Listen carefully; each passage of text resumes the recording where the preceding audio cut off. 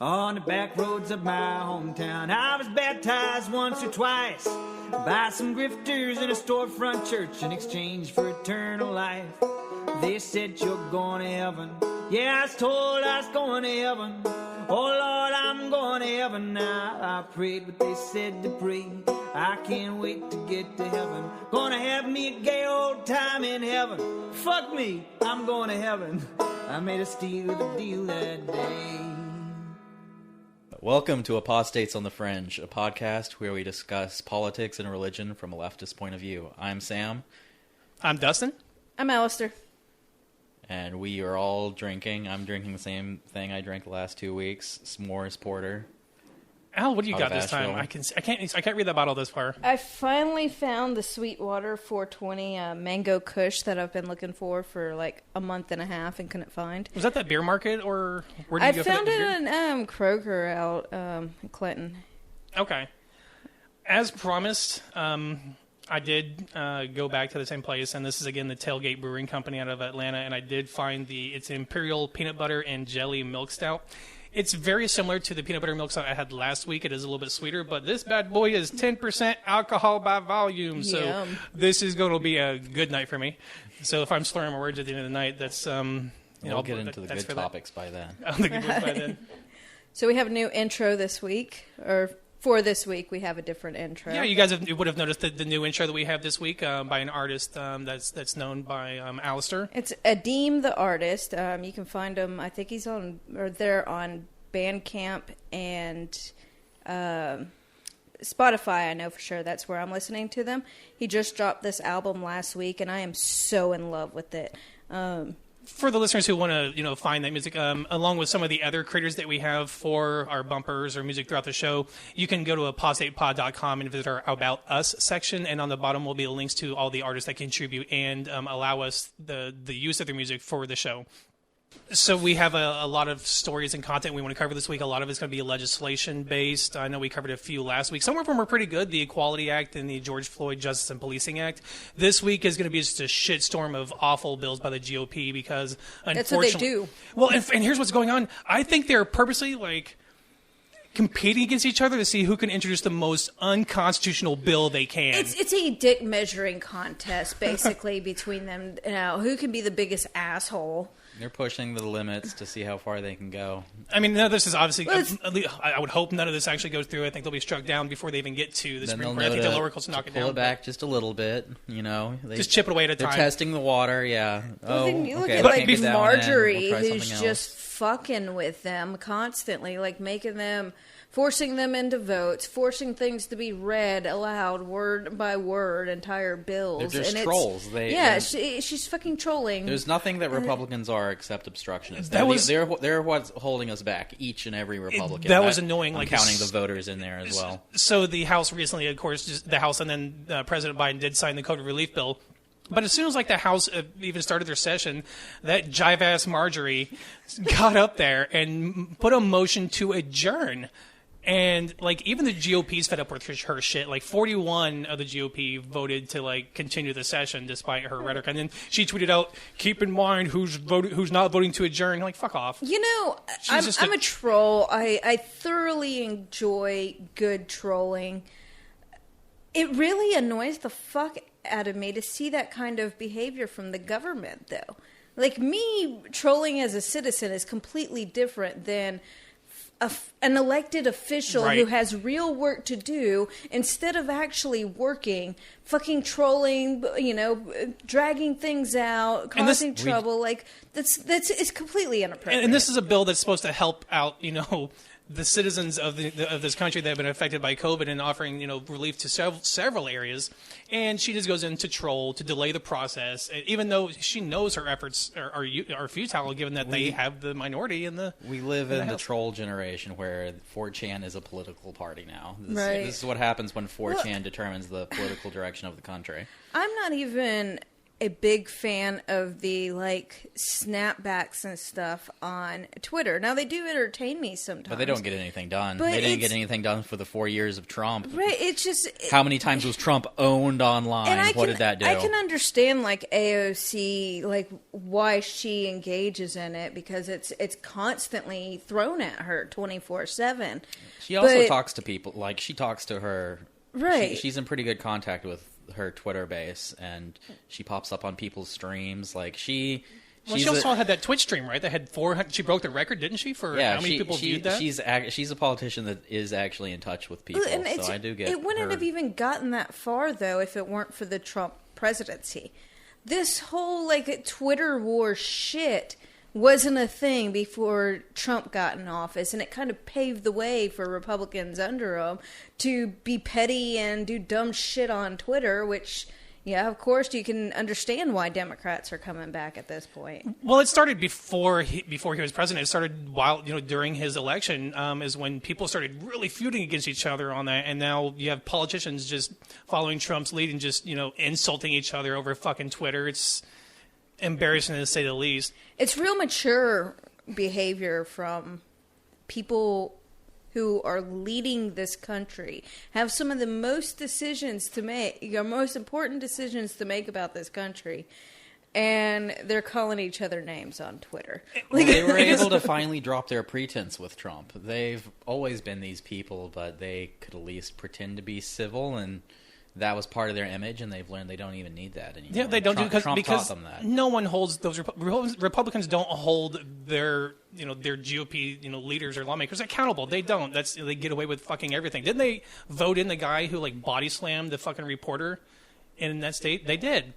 Well, there's nothing like. Remember when Trump said that he can go in the middle of Times Square and shoot someone and not lose any votes? Like, I firmly do believe that they have that the GOP has that power because unlike like Democrats, like right now Cuomo has 41 New York lawmakers calling for his resignation. You wouldn't have that if it was a GOP. They wouldn't. They don't turn on each other. They protect their own, and the voters do the same. That makes them stronger, and that's what makes everyone to the left of them weaker. Yeah. What's his name? Was it Cawthorn? He's Republican senator, I believe. The guy, he's in a wheelchair. But before his whole campaign, he talked about how he was training for the Olympics. Well, people who actually do train for the Olympics have all come out and been like, he's not doing any of it. There's a certain thing you have to do. There's a whole process to get to the point where you're even considered for the Olympics, and he hasn't done any of it. They're like, we've been making fun of this guy for years and years, and his followers are so fucking dumb that he ended up, they elected him, even though his entire campaign was a goddamn lie. Of course it is. But before we get to our stories, I kind of want to, just make fun of Republicans who were losing their goddamn shit over some cartoons. Yeah. Some cartoon characters. Cartoon rabbit titties. Cartoon rabbit titties and Pepe Le Pew. He's rapey. I mean, he is rapey, but why are they, I don't, they putting him on some golden pedestal, not Pepe Le Pew. Just as I was saying last week, I think the Pepe Le Pew thing just shows that the writers of Looney Tunes just can't use that character well. You could still use that character because he is a exaggeration of a real type of person, right? Right. And I think it really just shows that their writers suck and they can't know how to use him and teach actual lessons with him. There's a lot they could do with that character, but So there's a lot of people defending that, Pepe Le Pew's character. He was obviously the one who never got the girl, was never successful. So it shows that this behavior wasn't approved. Yeah, I don't agree with that. It's like Johnny Bravo. Do you remember Johnny Bravo? I remember Johnny Bravo. Yeah, he was the same type of character, but Johnny Bravo was obviously no one actually thought Johnny Bravo was cool.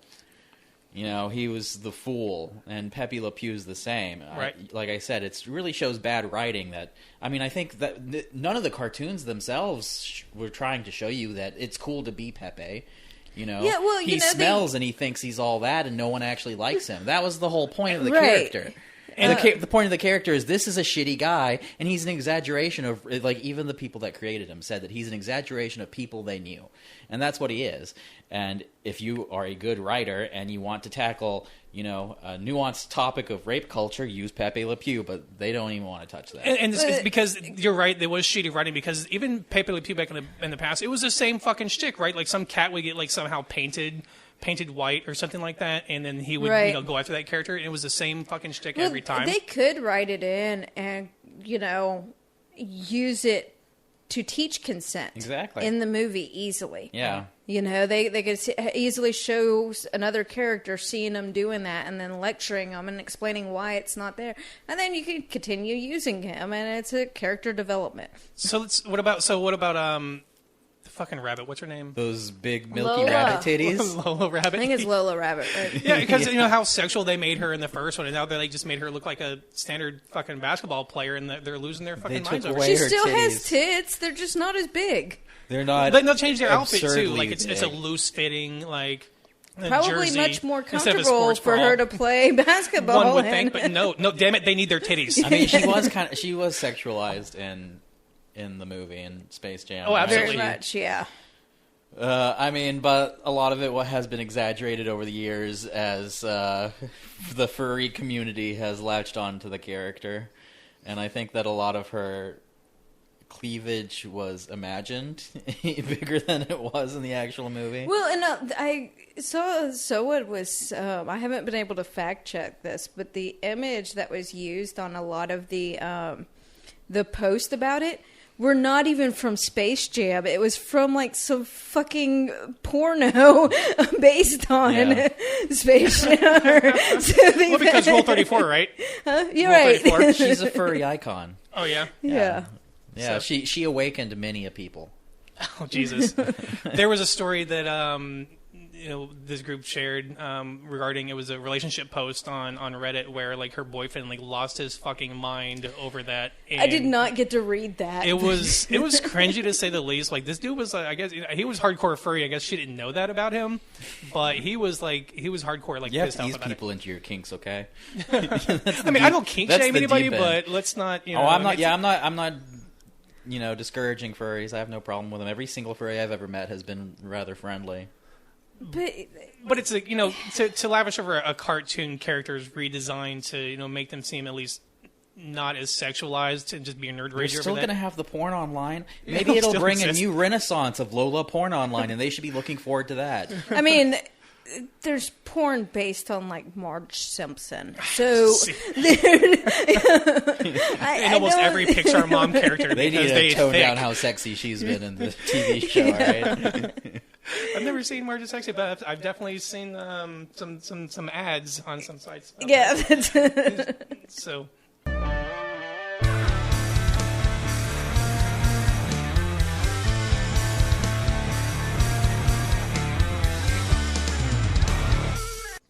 So, the first story I think I wanted to cover this week is actually, Al, this is one you shared, and this is the Kentucky bill that would make it a crime to insult or taunt a police officer. Yeah, you were just telling us a story that you would have been arrested if this was legal here. Right.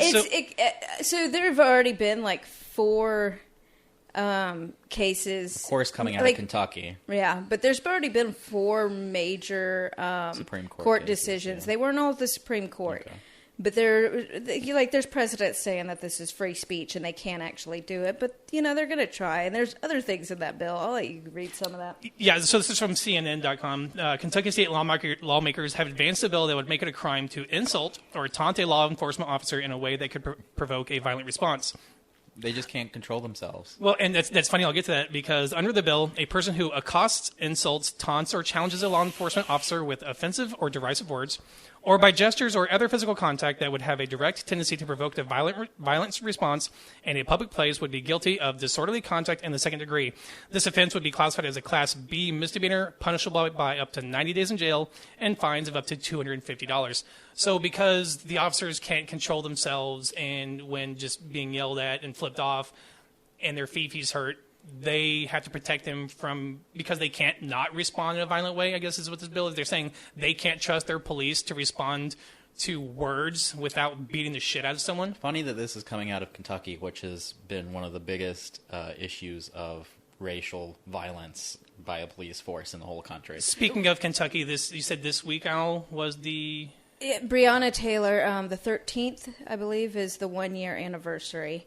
And this bill is in direct response to the Breonna Taylor protest. In fact, I was really entertained by the part of the article where it says, additionally, it would make anyone who knowingly provides supplies to a riot that can be used as weapons or dangerous instruments guilty of riot in the first degree. Do you mean sue for my family? Yeah, this isn't directly about... I know some of the people involved with this, but when they decided whether or not they were going to charge the officers that day, a U-Haul was brought in with goggles, shields, anything. It's personal protection. They're not doing it to break stuff. They're doing that to protect themselves from cops throughout the night. But yeah, shout out to my friends who got a fucking bill written about them. That's just gonna fast. So I'm gonna let Sam. This is what Sam was talking about earlier, and this is Democratic State Senator David Yates was among those who opposed the bill, criticizing its language and arguing that law enforcement officers should be able to resist provocation if someone happens to be yelling at them. And I'm going to quote him here. I think by us having that kind of language in here, it makes my stomach turn because I don't believe any of my good officers are going to provoke a violent response because someone does a your mama joke or whatnot. And that's basically what Sam was saying. Like, they go up there and just get in their face and just yelling, fuck you, fuck the police, fuck 12. And now they're trying to make that a crime because their fifi's hurt and they don't want them to, I don't understand how they their job. It's all about, like I've said, it's testing that boundary. Like, how much fascism are we allowed to push into? Like, take away every right you can, where you can't even say fuck you to a cop without them having a cause to push it over. This is fascist overreach 101. Just push the boundary a little more, using the riots as an excuse. Everything's a crime. Yeah, that's exactly right. I think that they are slowly chipping away at what they can and slowly knocking away and moving the goalposts to make these things crimes. I mean, this one's obviously going to be struck down, I think, or I would hope so. I hope so. Probably in the lower courts. I have the court rulings pulled up here. So in 1987, the Supreme Court ruled the First Amendment protects a significant amount of verbal criticism and challenge directed at police officers. So it can go to the Supreme Court, and then they'd have to define what a significant amount of verbal criticism. But in 1987, the Supreme Court already ruled this it. is a way different Supreme Court, and I know we're not going to get too much into legality, but with a 6-3, majority on the hard right, like, we don't know what they're going to do. Well, that's why we can't rely on the Supreme Court for anything anymore. They've been compromised at this point. In 2013, the Court of Appeals for the 2nd District ruled flipping off a cop isn't grounds to stop or arrest somebody. And then in 2019, the Federal Court of Appeals in the 6th District ruled in favor of a woman after a cop increased the severity of her traffic ticket because she flipped him off. And then again in 2019, the Federal Court of Appeals for the 8th District ruled in favor of a man who was arrested after shouting obscenities at a cop. So the main thing about fascism is who is allowed to do the violence, right? Mm-hmm. Exactly. So there's nothing that says that citizens would be held to this same thing. Like, they're not going to make a law where you can't flick off another citizen or tell another citizen, fuck you, and the law happen. This is only against authority figures. This is also not against them doing it to you. Yeah. Well, in the 1987 one, when I was reading up on that, I found it interesting because it did say that law does not include like towns where there are already like obscenity laws, which I would think obscenity laws to begin with, like why have those not been taken to the Supreme Court? Because it's a violation of free speech. But apparently in some towns in America, actually Dahlonega, Georgia, I know from going to a protest there, you can't cuss. I'm sure flipping somebody off would be seen as an obscene gesture. And so these towns just try to stay as backwards as possible, so anybody will just fucking leave. So, like, the 100 people that live there could just, like, sit there with their thumb up their ass their whole lives. Yeah, a cop threatened to arrest me when I went to Dahlonega because I said fuck So he's like, it's against the law here. I think Exactly. my comeback was, I'm like, I'd get a lawyer and take it all the way to the Supreme Court if I had to. I think it needs to be. I think somebody does. So I wouldn't have been complaining if I got arrested because I would have fought it. Yeah, they just want more and more excuses to do shit to you. That's, And get away with it. Yeah, on their end. that's what drug laws are all for. Fabricating excuses to fuck with citizens.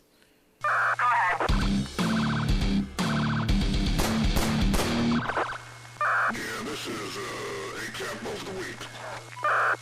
Okay, so I think this is a good time to go ahead and segue into our ACAB of the week. And Al, you shared a video.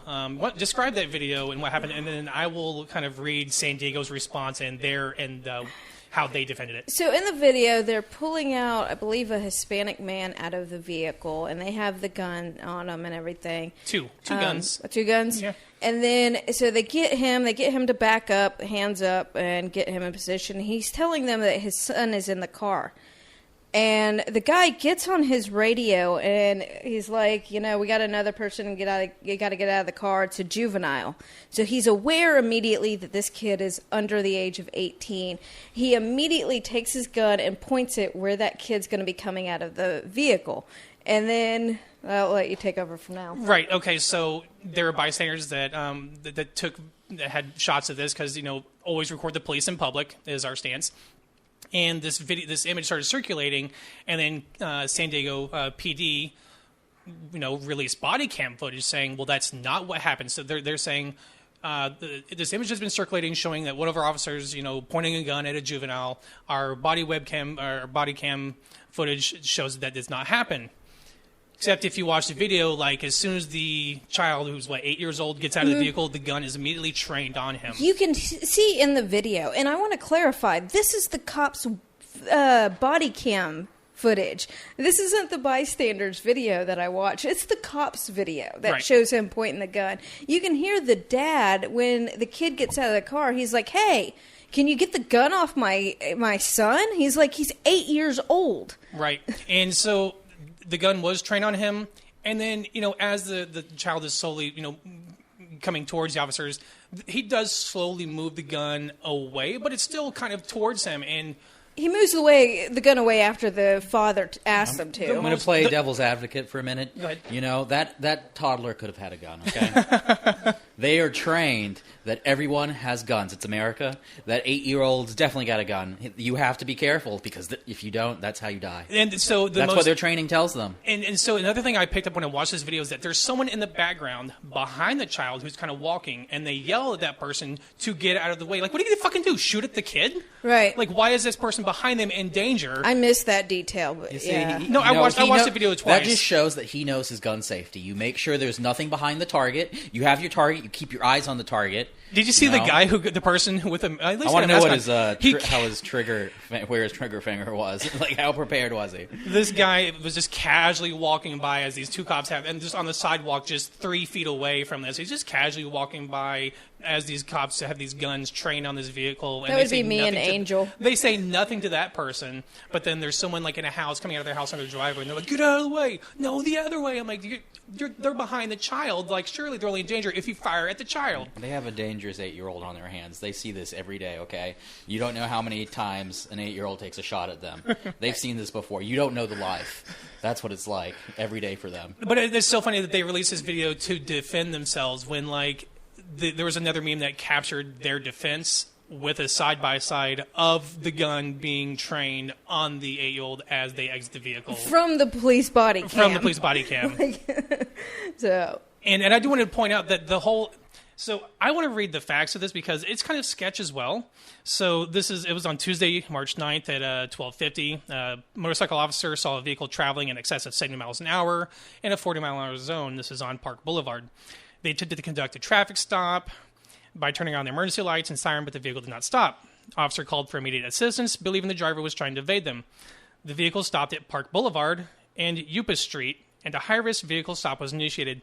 They don't really mention how far or how long they had to chase the vehicle to make us believe that the vehicle was even evading them, because if they stop on... I don't know how long Park Boulevard is, but that would be something I would include if I was defending a high-risk stop in the first place. Right. I would include far- how long and how much this person had attempted to evade arrest to make it even so that there has to be 2 guns trained on. And the guy was like listening and obeying the commands to a T, very calmly, backing up. Like there was I didn't see any risk in this whatsoever. Do you remember the kid this past summer in Nashville who stole a school bus and went joyriding? That was hilarious. Did you see the entire platoon? I thought there was like 60 cop cars chasing this thing. Like Good time to rob a bank. did you see the video of how many cop cars were chasing this bus? It was ridiculous. He was that kid was having a day of his life. But all the articles for that did include how far the police chased this bus with this. I think he was like an 8-10. So he was really young. I don't think he was a teenager yet. Who stole the I'm bus? surprised they didn't shoot him. Yeah, that was afterwards. That was my response. Is at least the kid lived. Listeners, do yourselves a favor and look up this video, and if you can, find it where the kid apprehends the bus and see how many of these police officers are in vehicles chasing this guy. It is absurdly long a train of cars for this one individual. Watch it. Just go. He was Sounds flipping like off the OJ cops chase on at his least. way. GTA. He had that's a 5-star wanted level. When the police finally caught him and asked why he did it, he's like, "I was bored." He's like, "Why not?" Because what else do you do? Yeah. What else do you do when you're bored? Just That hijack kid's the going to be a bus. legend. Kid's He already is a legend. He's my goddamn hero. That's hilarious. So, do you guys want to pick on Tennessee or Texas first? Because we've been shitting on Texas, so I think I'm almost going to introduce a Texas segment called This Week in Texas. But Tennessee's also doing some dumb shit, so I'll let you guys take a pick. Tennessee is doing some dumb shit, but they did some good shit too. They did do some good shit, so we'll push them shit? to the end. Let's Okay. go ahead and let's go and shit on Texas because Texas is still trying to Let's kill their pretend people. another place is worse than here. Let's go ahead. There we go. Let's hope. All right, so We always like to think we're better than Texas and So- Louisiana here. the first thing I want to talk about is of course, we talked about last week how they lifted the mask mandate. And there was a tweet that someone put out. It was a satirical tweet that's hilarious as shit. And it said, "Unfortunately, after the storm, some Texans were left alive. I have taken swift action to correct that."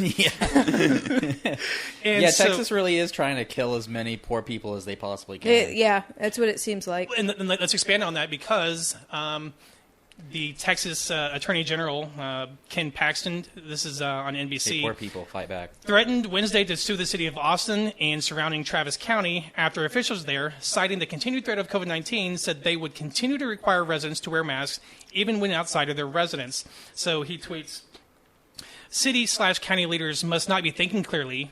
Maybe it's oxygen deprivation from quintuple masking. Whatever the case, they've tried this before. They lost. Travis County and Austin have a few hours to comply with state law or I'll sue them."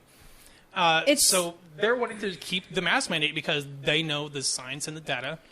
They know the science and the data. I mean, yeah, let's fill our out-of-state listeners in. Tennessee's kind of similar. Like, we're I'm a waiting bunch for of it. idiots here. I'm waiting for. I mean, there's the mask mandates have been on and off this entire time. Like, Well, I'm waiting for Bill Lee to come out and say it's they're done all over. have they been? I mean, like, it hasn't done much. Like, if a place doesn't want to have masks, it doesn't matter in Tennessee. It doesn't. Like, so basically, if you're halfway smart, you've just been like avoiding things. You know, I here. don't think And that's you were a just- Tennessee thing. I think that's actually a U.S. thing. I think Yeah. that Well, issue is happening all over the country Tennessee is, I mean, like, yes, U.S. is the worst country in the world when it comes to COVID. Period. But Tennessee is also one of the worst states when it comes to COVID, and then Knoxville is one of the worst cities when it comes to COVID. And we were chart topping for a long time during the October, November months. I lost all my hope for my neighbors during that time. So they extended. Hi, I'm Sam. I have no hope anymore. So the Austin mayor extended their mask policy up until at least April 15th.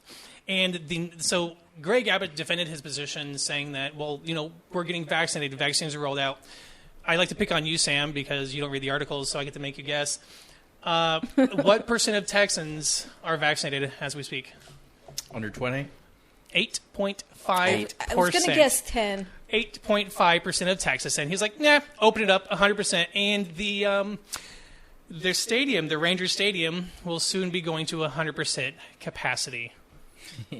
in the very first stadium in the U.S. to do so. So Texas, same you said it last time, Well- Texas is trying to kill you. Well, it's also, like, as I've said about here, it's the type of people that are willing to go out, too. Like, if you are an intelligent person, you know that it's not safe to go to the stadium that day. Right.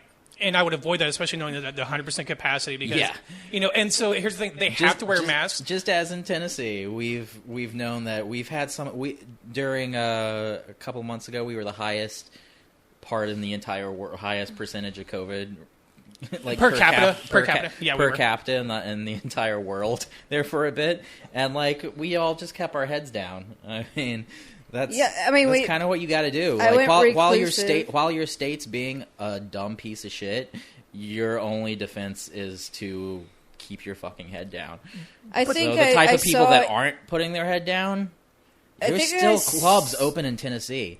They're like full clubs open. Like no one's wearing a mask in there. There's no mask. I mean, like the mask mandates don't mean shit in Knoxville. Yeah, well, like they can act like Texas was probably doing the same. It doesn't matter if there's a mandate or not. They weren't doing shit.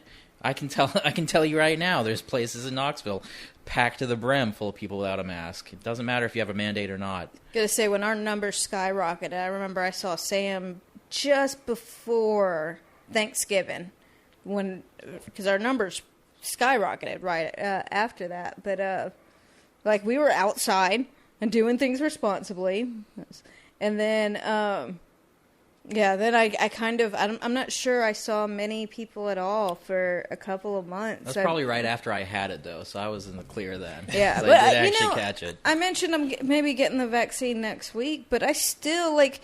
The fucking gun expo here, did you guys...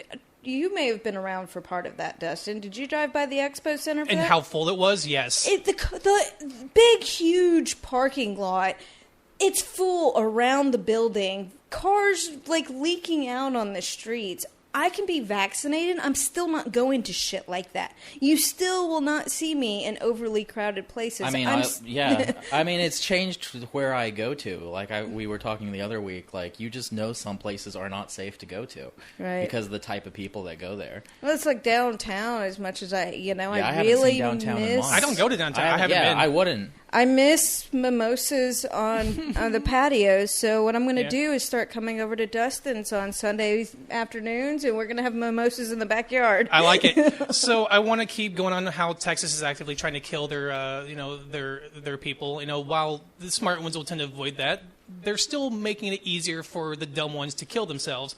And so I mentioned the 100% capacity at the Ranger Stadium. They require them, and that's in air quotes for you guys not in the studio, that they wear masks unless they are eating or drinking, which they'll possibly have. Everyone is, yeah. Right, and then there's also a 3 strikes rule before they're penalized for noncompliance. I'm sure they don't have another thing is the nose. Oh, they probably wouldn't enforce that at all. The hanging nose rule. No one gives a shit. I've never been to a ball game without a beer in my hand the whole time. Yeah, I mean, that's just the thing too of these the bars that are packed, but they have mask mandates. It's okay, but everyone has a drink in their hand, so they're drinking. So. Yeah.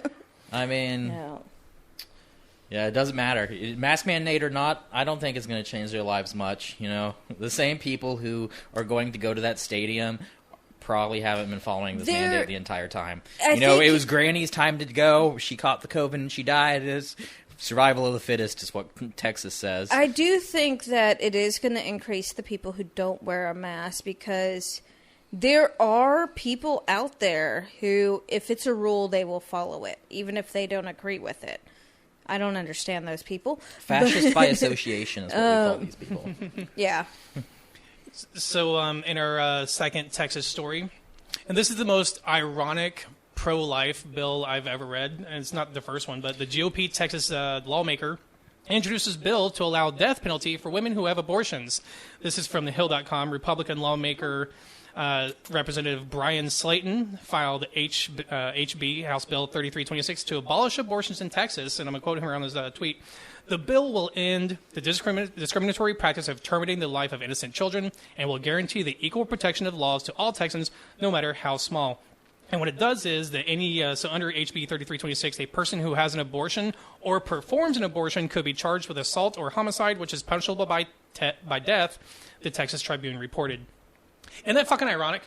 Not really. I'm going to say... I mean, in a pro-life stat, you can't say you're exactly. pro-life. Well, I'm going to explain what we need. What we need to do as leftists about even the wordage. Wording is important.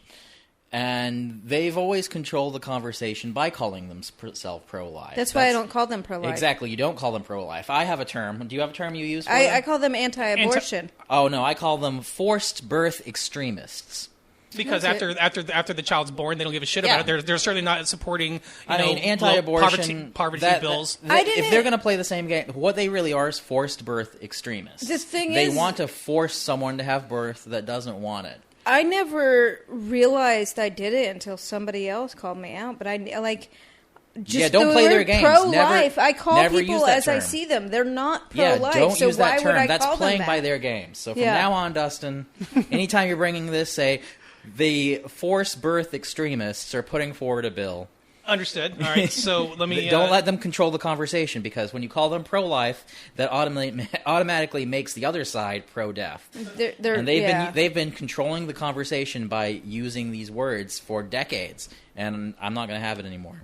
So this isn't the first time, but the bill would ban abortions. I'm going to call you out on it from now on. All right. If you use that. Understood.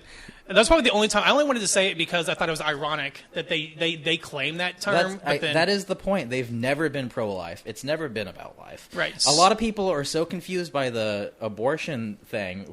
It makes a whole lot more sense when you do understand that it's never been about that. Right. It's always been about controlling women.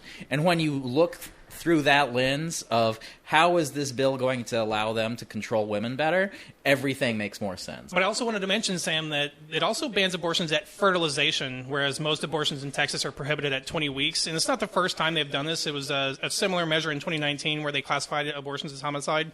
I mean, this is obviously going to be struck down, but what they're doing is testing the waters. Exactly. Like you said before, because we know that with a 6-3 majority, they're putting through as many of these abortion bills and abortion bans as possible to make something stick, to get to the lower courts and the lower district courts that would support it, especially in the Louisiana area. And then they're just hoping for the Supreme Court to take it up. If the Supreme Court flips that, I support this entire country burning until that goes away. There's no excuse for allowing that to happen and making aw shucks, what are we going to do now? The Supreme Court is allowing this to happen. Like, no. So are there stipulations on that one if a woman travels out of state? You mentioned that last time, but as of right now, I think it was the Georgia or Alabama bill a while back that specified women traveling out of state could be charged. Yeah, nothing mentioned on that here. They're trying their hardest to control their women. You know, feminism has taken over, and they need to do something about it. Yeah, and they're among one of many states who are introducing legislation, you know, on the basis that this new 6-3 majority will overturn Roe v. Wade, and they're preparing their state for that. And you know, those deep red states, you know, it's going to happen there, but. And I'm hoping the lower courts turn it down. I don't know what's going to happen with this one. It's probably going to get shot down just like the last time. We may be in for a fight. Yeah. But I guess we can then move on to Tennessee. Let's talk about let's sandwich this. Let's talk about let's do some bad shit, some good shit, some bad shit. So, what is the good thing that just happened in Tennessee? The Nathan Bedford Forrest monument's coming down, or the bust that's in the Capitol building. Keep expecting there to be some kind of stipulation or some comeback. They're moving it, right? Well, it got voted on for it to be removed, and that was supposed to be the final step.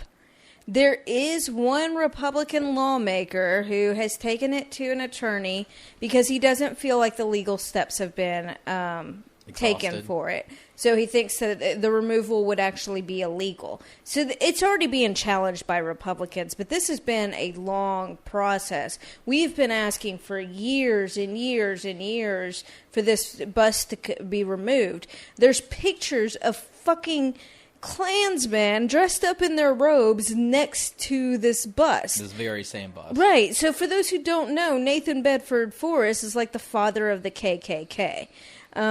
Who has been in our state capitol Let's emphasize that. Yeah.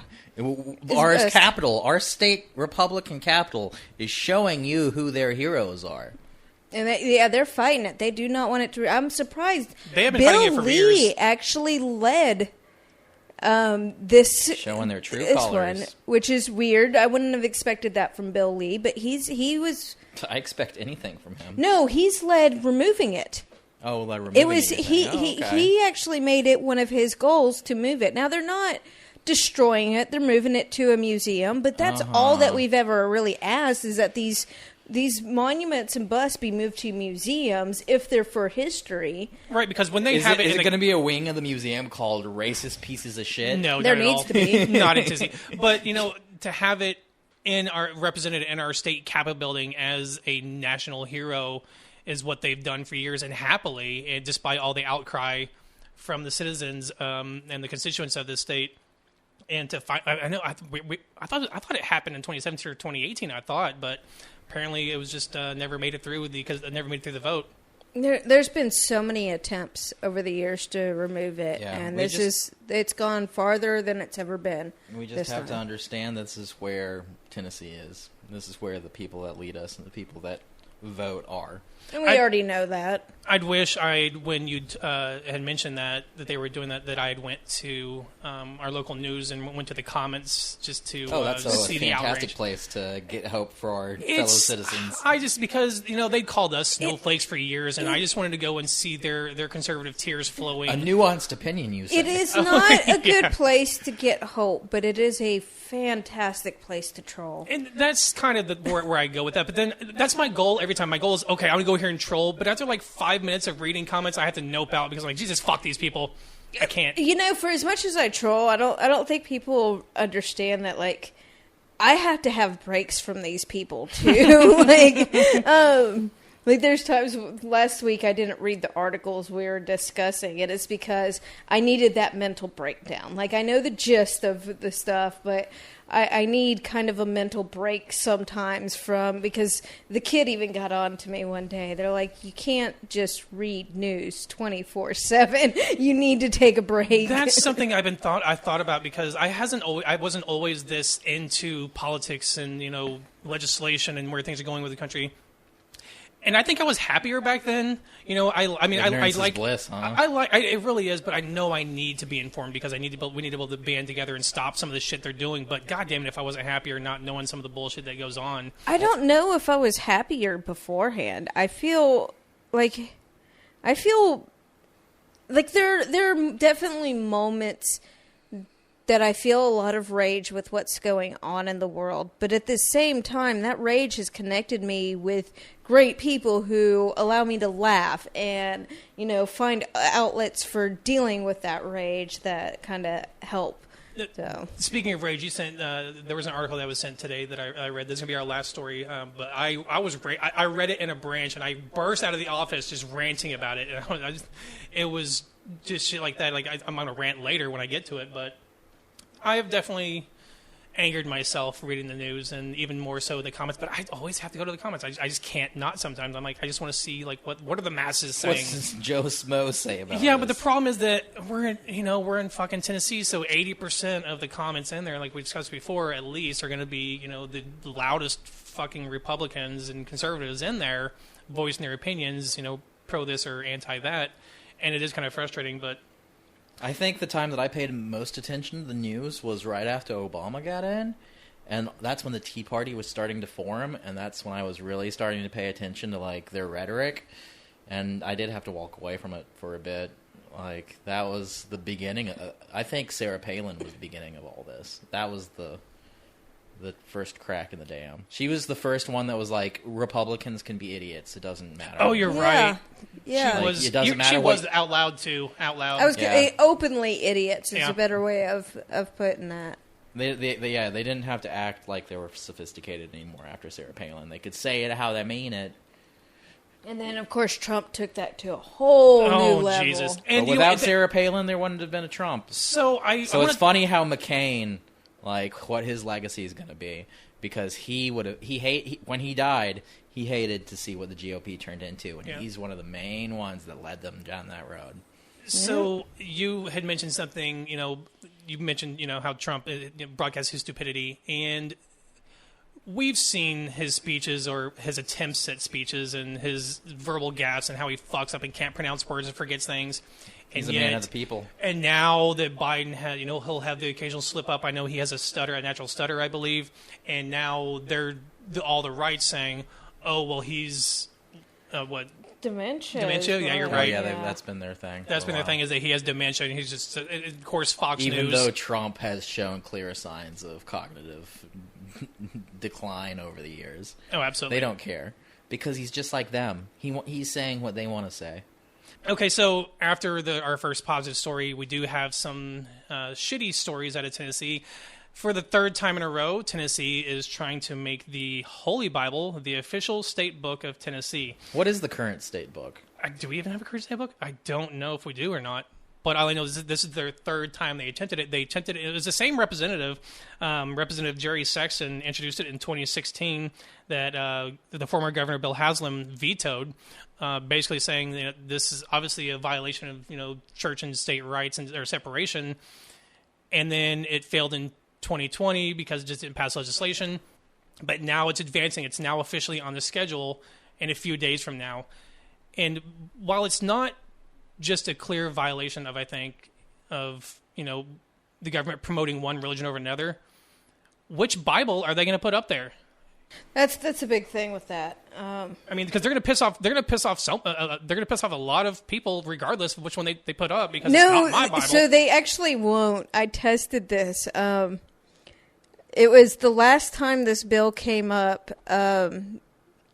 I got together with some friends and we started discussing ways to object this. And one of them is what we came up with is getting certain Christians up in arms over this because it's not their version of the Bible. So we started contacting Catholic churches and other other denominations that use like a non-standard version to get them to voice opposition to the bill. Yeah, and the responses I got were, well, it just says the Holy Bible. It doesn't specify a version, so we think we're safe. It was such a disappointment. But I mean, it's still a clear, it's still the government clearly supporting one religion over a non-religion or any other religion, and they happily, it's happily put forward unconstitutional bills. But I don't know what this legislation will do this year regarding that, because it's now officially on the schedule. I checked the docket today. It's one of those things. I'm sure FFRF, Freedom from Religion Foundation, is keeping their eye on. ACLU as well is on it. They had voiced hard opposition to it in April of 2016 as well, before it died in June of 2016. But what do we think? But it got all the way to Bill Lee. So Bill Haslam. But what will Bill Lee do? Do you think? Bad bills. I can tell you. Putting forward bad bills. I can tell you, FFRF, because I sit on our local board, I know we're watching this. Okay. And I know FFRF would be ready to take action immediately. I would expect the first thing would be to put a stop to it, so it's not an official state book until it goes through court. So I actually read the text of the bill because I'm a nerd, and one of the things they're doing, his defense of is that they didn't really have registries back then, so that's how they kept family history and. You mean that boring chapter? Who begat who? Yeah. It's your boring book. The best part. No, so they would say that they didn't really have registries or other ways to document a family, so they would write their notes in the Bible and pass those down. So it's a generational thing for Tennessee. I have a family Bible pioneers. that I actually enjoy and glad that I have, but that doesn't mean that it should be a state book. Well, no other state has an official state book. Oh, really? Okay. Is that a real there's thing? No state book before. I don't think there's any states with an official state book. You're going to make me have to issue a retraction next week. So...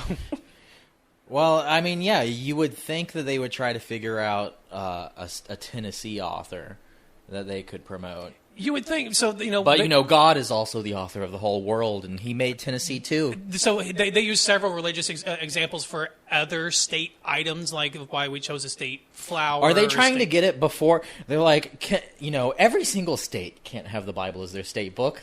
Are they Do trying they to have be to the share first? other ones? We need to get it before another state gets it first. Oh, So Mississippi has already tried.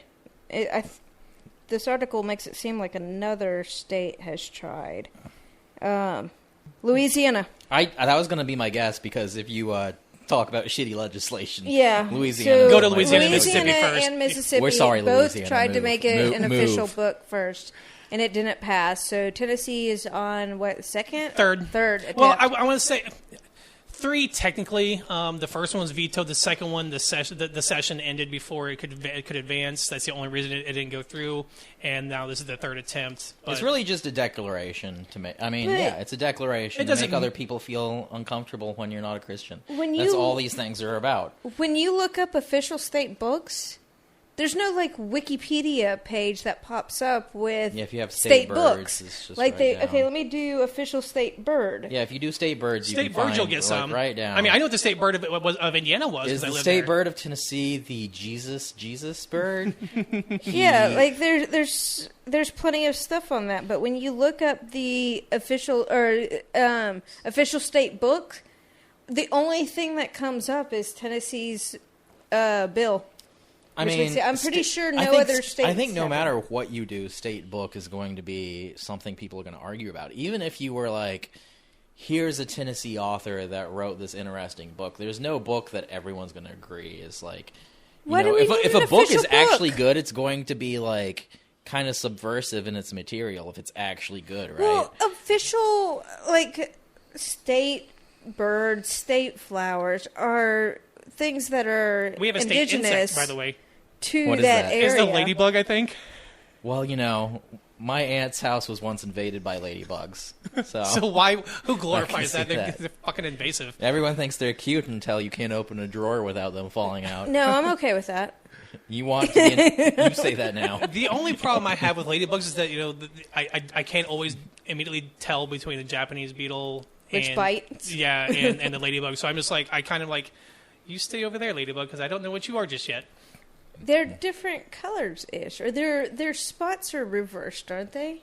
I'm not sure. There's some clear way of. There of probably telling is. them. I'm just an idiot, and I'm probably just misremembering something or just thinking I read something. But They do look similar, but I think the Japanese beetles are more of a yellowish color, probably, or they're black with red spots. It's one of those. yeah.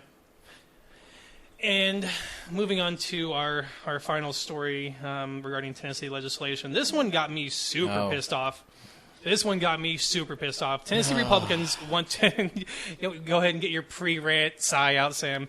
Tennessee Republicans want to permanently block recreational marijuana through state constitution. This bullshit. I didn't know This where bullshit. this was going. Yeah. I want to do this one because of the fuckery in here, because they were actually kind of clever in what they did, and that's what pisses me off about it. Representative Brandon Ogles of Franklin received approval in the House Criminal Justice Subcommittee for House Joint Resolution 140, which would amend the state constitution to prohibit future General Assemblies from permitting recreational drug use. So they want to make an official entry into the Constitution that would not just ban, but prevent a future lawmaker from saying that recreational marijuana is legalized. But they kind of attach some shit to it. The potential constitutional amendment would also prevent the state legislation from ever legalizing rape, human trafficking, or prostitution without making another change to the founding document. And I was sitting there, and I was like, well, that's some fucking dumb shit, because who would ever legalize rape? Who would ever legalize human trafficking? And then I remembered that in order to make any constitutional amendment, it has to be presented to the voters on a gubernatorial vote. The next one would be in 2026. And so how they're going to market this is that if you vote no on this amendment, whatever amendment number it is, then you are saying it's okay to legalize rape. It's okay to legalize human trafficking. They're going to piggyback off those keywords to push back the legalizing of marijuana in the end. And it's not only an anti-recreational use bill, it's anti-sex workers. I was going to mention that too. I was going to put that towards the end, but since you talked about it, I didn't want to mention the prostitution thing because we're all pretty sex positive here, and I think we all generally support sex workers. And consensual sex workers, which Right. I know a lot of people who are sex workers who do it because they enjoy that kind of work. Right, and there's obviously a fucking market for it. I don't get the irony. I know I'm going to get back to this, Bill, but I want to go back. I want to go off the tangent here because the irony of all the people that are against sex work, but the fucking market is dominated by men, clearly, and they're the male lawmakers, and they're the ones that I don't get it. I don't understand the stigma behind that when men are the It's the exact same thing we were talking about earlier about abortion. Once you understand it through the lens of controlling women's bodies, you understand it a lot more.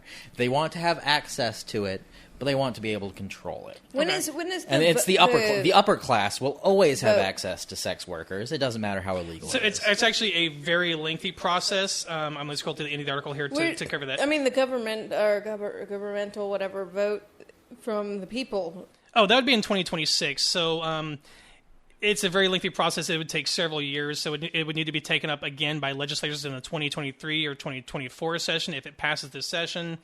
If it passes the legislature a second time by a 2/3 majority in each chamber, the amendment could then get put on a statewide ballot for the next gubernatorial election, which would be in 2026. So we have the final say, but I know how this shit is going to be marketed. It's exactly what they're going to push the evangelical vote by pushing forward the no fucking lawmaker Proud is going Boys and everybody else loves pot, though. I'm glad that article was pushed out, promoting the pot part of it, the anti-pot part of it. Yeah, that's easier than trying to defend sex work. Yeah, sex workers, the rape, but I can't have a hard time believing that even some Republicans who really enjoy their pot and who have been waiting and Especially waiting the and waiting. libertarians. The libertarians, really. That's who this is about. The But my concern libertarians. Tennessee is also very libertarian. So But like I said, the main thing about this too, of why pot's even in there, one thing that everyone needs to understand about Tennessee is we are run by a drug cartel. Most of our politicians, Blackburn, even this guy, I posted an article earlier about this guy that pushed this through. Who's his number one backer? This is Brandon Ogles. I know very little about him. One of his major backers is a major pharmaceutical company. Tennessee is 100% run by a drug cartel. The pharmaceutical opioid drug cartel is a legalized cartel that runs this fucking state. But what you guys and are... that's the main reason why they want to cut down marijuana legalization. I think you're still missing my point. They're not going to market it on the drugs. That's going to be pushed to the back because we already know that there's no lawmaker that's going to legalize rape, that's going to legalize human trafficking. Well, it doesn't matter how they're pushing it because the Tennessee is already pushing it as Tennessean is already pushing it as anti-marijuana. It's that they didn't have the headline of that article isn't about rape or sex work or anything else. It's about pot. As long as the Tennessean and other articles or other sources are focusing on that pot in the headlines, wait for the billboards. The libertarians. I'm saying wait for the billboards that are going to come up. Wait for the billboards and the yard signs that are going to come up for amendments. It's not going to get the libertarians. The libertarians, I don't think they're going to be down for that anti-pot. They're all Tennessee's about their a very weed. libertarian I'm just really state. so it just really pissed me off on how they did this. That was very intentional on why they did this bill and why they ended the I think the amendment. libertarians will be okay with the sex work part either, You don't think because so? especially Libertarians are usually sexist men. I don't think they. I mean, I don't know. That's one of their problems with the Libertarian Party is they're like, how can I hate women and be okay with sex work at the same time? The market will decide. That the libertarians are most known for. It's legalize weed and let us fuck people under age 18. Oh, is that what you're known for? I'm just saying. I'm just going to defend my point that it's no mistake. It was not accidental. Or it was by design to include those two things that would never ever be legalized in any fucking instance. But it was by design, so they have a billboard they can put up. It's definitely by design. It's definitely an attempt to Distract. sway. Yeah, but I don't think it's going to work this time. because of the libertarians. Well, Because and I've known too many fucking Republicans who smoke pot too. Pot is not a left or right thing. It's not. No. The people on both sides thoroughly enjoy weed. I didn't realize. Well, I guess I did a while back that we're getting it for medical use. I guess that happened like probably last year or the year before. It made me no. because So I missed it. So on the article, he's saying that they don't want to begin to introduce medical use until they get rid of the slippery slope of recreational. So that's the whole point of this. They're saying, well, if we pass this, then we'll have a gateway to doing. Yeah, that's the way because they're going to try to they sell said it. there's in no instance are we going to allow recreational marijuana use in this state. And so they said, we may consider once we remove this slippery slope that it can lead to. So if we can amend this Constitution, then we can do what some neighboring states do allow medicinal use of marijuana. It's already passed the medical a couple of years ago, but there is a holdup on it, and it may be it's not that. gonna pass. Exactly. That shit will never pass because our state is run by drug lords. Blackburn especially.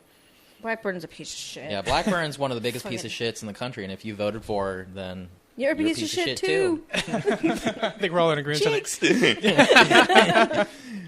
But let's also bring up how hilarious it is that they try to attach the evangelicals with anti-sex trafficking, because every time they catch sex traffickers, they're always attached to some evangelical church. Oh, you're right. This one just came out while we've been recording. Breaking. Dems begin impeachment process against Governor Cuomo. Really. Again, like I said, Democrats, the left, but they hold their own accountable. Mm-hmm. And there have been 6 accusers now for Cuomo at this point? Yeah. At least? I'm authorizing the Assembly Judiciary Committee to begin an impeachment investigation led by Chair Charles D. Levine to examine allegations of misconduct against Governor Cuomo. That's the New York State Assembly Speaker Carl Heastie. Yeah, I know it's been kind of quiet not really quiet, actually. All the media that have been covering this.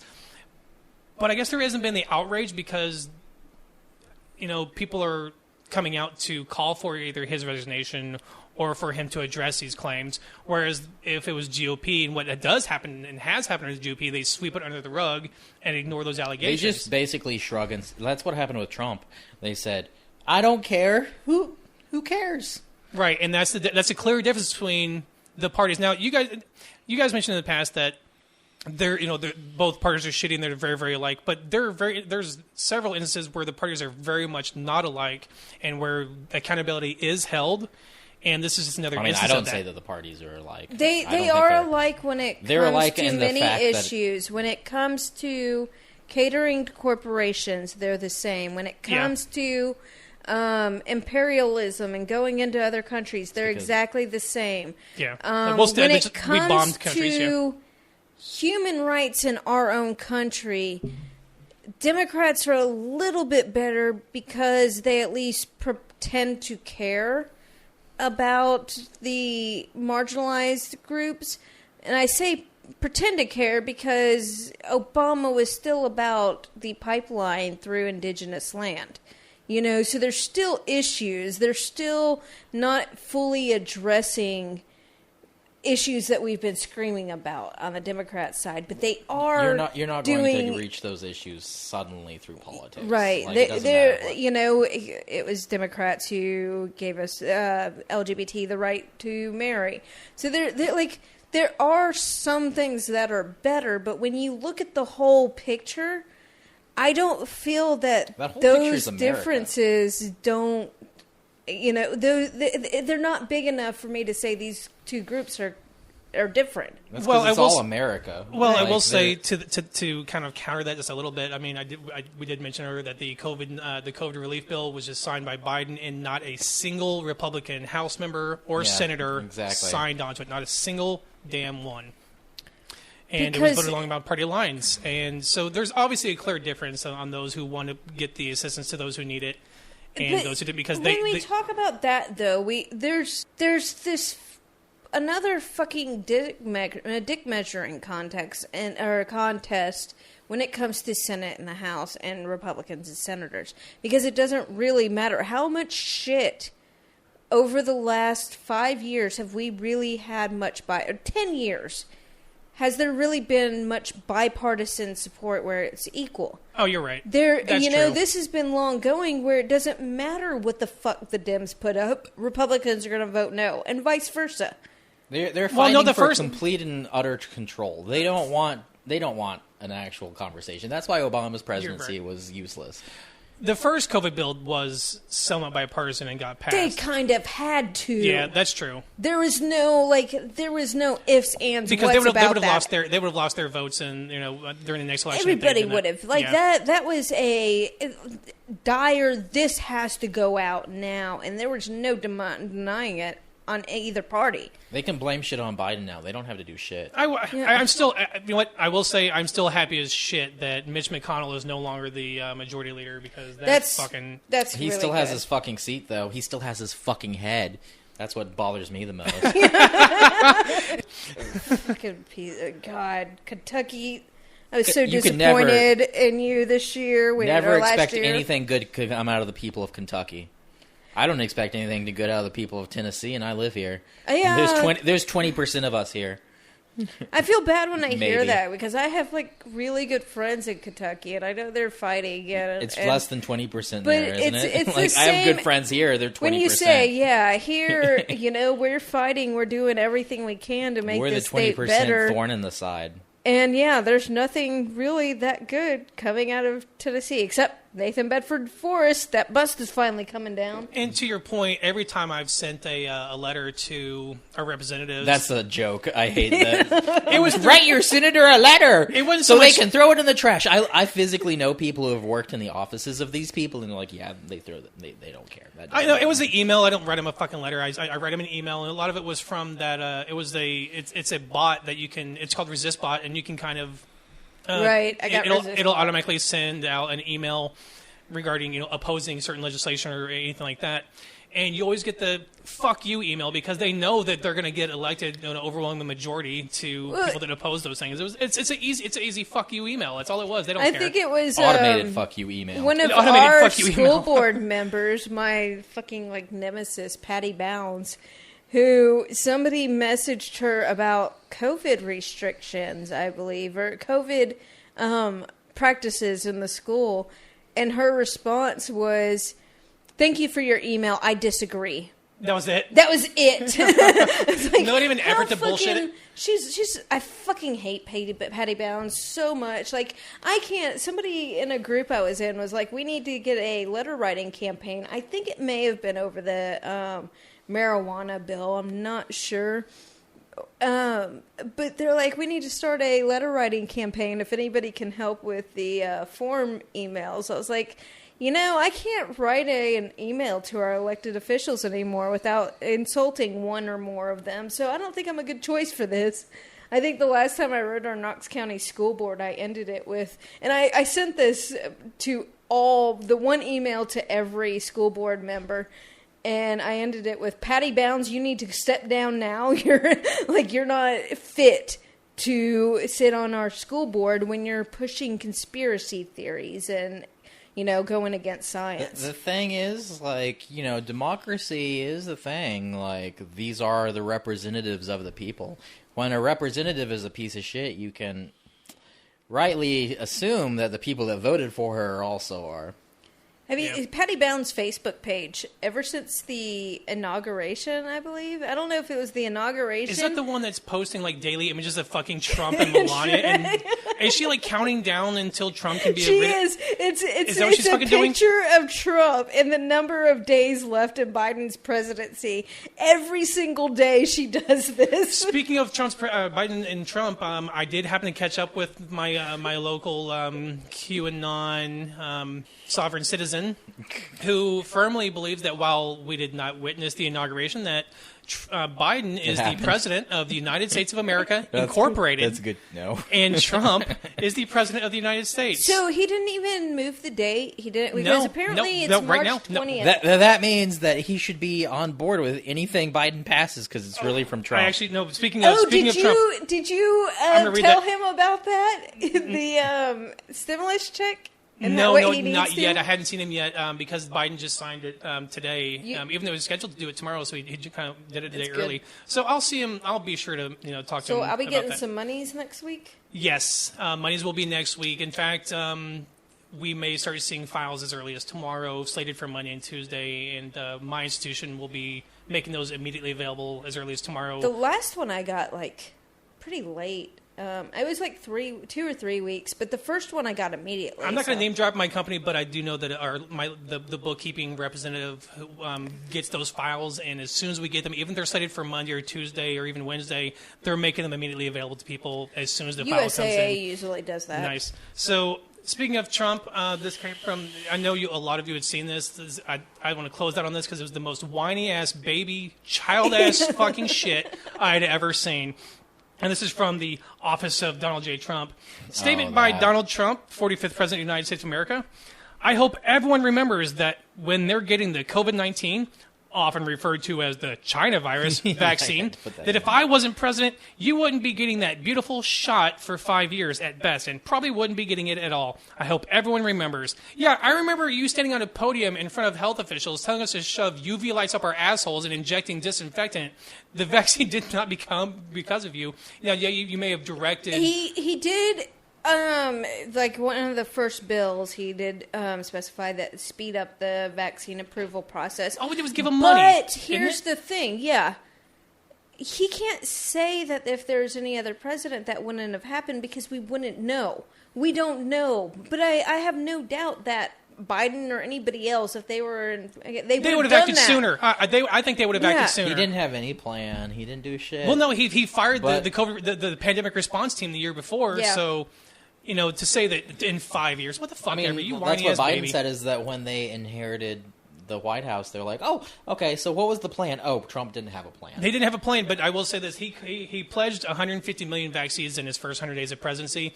He then kind of walked that back to 100 million. But NBC is like, no, we're going to keep tracking you to 150.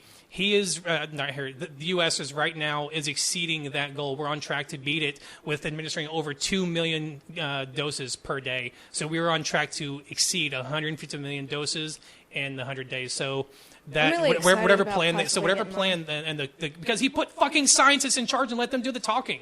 I was a little Imagine bit how uncomfortable better with the shit could've speeded been. up approval rate, to be honest, because most vaccines have to go through years of approval. I'm like, We don't this get kind of yours. makes me uncomfortable, and I'm going to wait until everybody else gets theirs. But fortunately, they've had this phases that, I couldn't go get it immediately.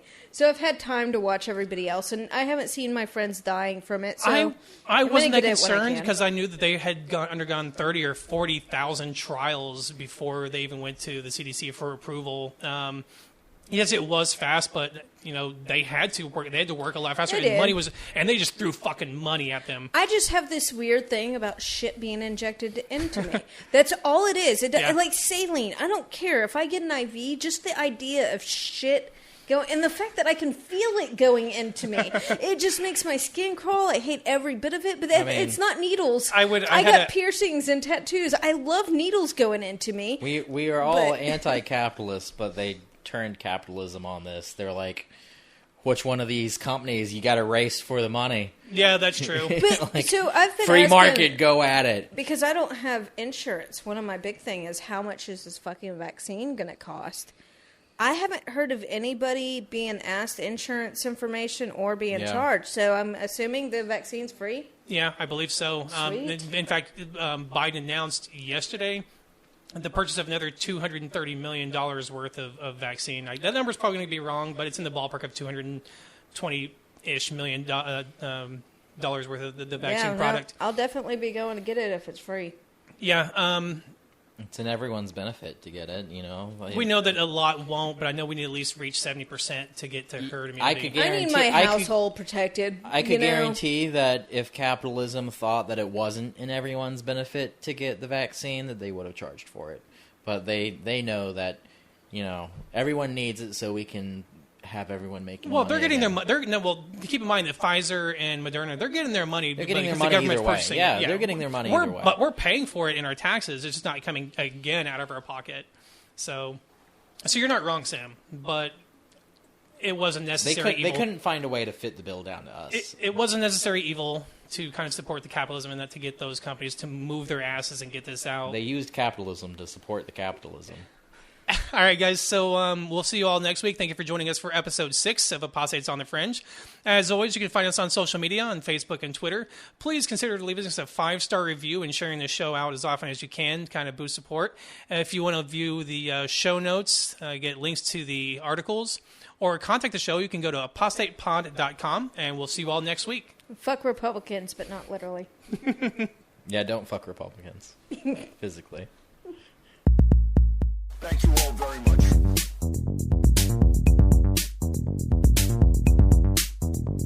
Apostates on the Fringe.